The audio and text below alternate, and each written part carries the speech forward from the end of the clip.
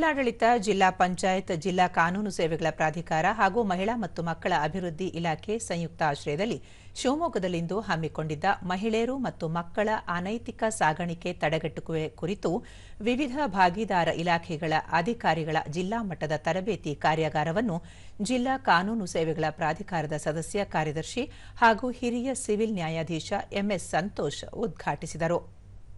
ಇದೇ ವೇಳೆ ಮಹಿಳೆಯರನ್ನು ಮತ್ತು ಮಕ್ಕಳನ್ನು ರಕ್ಷಿಸುವ ಕುರಿತು ಪ್ರತಿಜ್ಞಾವಿಧಿ ಸ್ವೀಕರಿಸಲಾಯಿತು.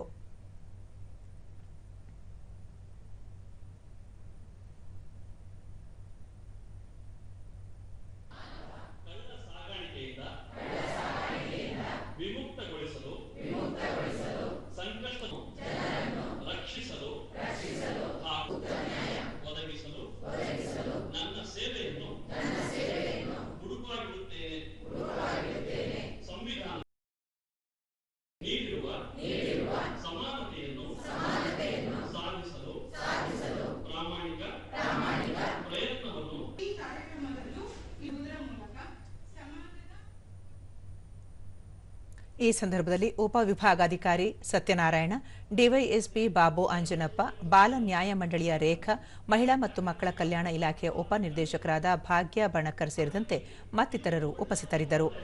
ಬಳಿಕ ನ್ಯಾಯಾಧೀಶ ಎಂಎಸ್ ಸಂತೋಷ್, ಕಳೆದ 1.5 ವರ್ಷದಲ್ಲಿ ಮಹಿಳೆಯರು ಮತ್ತು ಮಕ್ಕಳ ಕಳ್ಳ ಸಾಗಾಣಿಕೆ ಬಗ್ಗೆ ಪ್ರಕರಣ ದಾಖಲಾಗಿಲ್ಲ. ಆದರೂ ಈ ರೀತಿಯ ಅನುಮಾನ ಬಂದರೆ ವಿವಿಧ ಇಲಾಖೆಗಳು ತಮ್ಮ ತಮ್ಮ ಕಾರ್ಯವ್ಯಾಪ್ತಿಯಲ್ಲಿ ಎಚ್ಚರಿಕೆ ವಹಿಸಿದರೆ ಮಹಿಳೆಯರು ಮತ್ತು ಮಕ್ಕಳ ಕಳ್ಳ ಸಾಗಾಣಿಕೆ ತಡೆಯಲು ಸಹಕಾರಿಯಾಗಲಿದೆ. ಈ ನಿಟ್ಟಿನಲ್ಲಿ ಪೊಲೀಸ್, ಮಹಿಳಾ ಮತ್ತು ಮಕ್ಕಳ ಕಲ್ಯಾಣ ಇಲಾಖೆ, ಕಂದಾಯ ಇಲಾಖೆ, ಆರೋಗ್ಯ ಮತ್ತು ಅಲ್ಪಸಂಖ್ಯಾತರ ಇಲಾಖೆ ಸೇರಿದಂತೆ ವಿವಿಧ ಇಲಾಖೆಗಳ ಪಾತ್ರ ಹಿರಿದು ಎಂದು ಹೇಳಿದರು.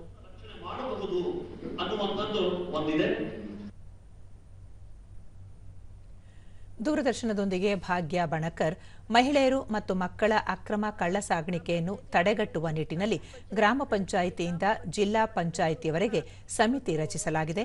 ಸಮಿತಿಯ ಸದಸ್ಯರಿಗೆ ಅರಿವಿನ ಕಾರ್ಯಾಗಾರ ಹಮ್ಮಿಕೊಳ್ಳಲಾಗಿದ್ದು, ಮಹಿಳೆಯರು ಮತ್ತು ಮಕ್ಕಳ ಸುರಕ್ಷತೆಗೆ ಒತ್ತು ನೀಡಲಾಗಿದೆ ಎಂದರು.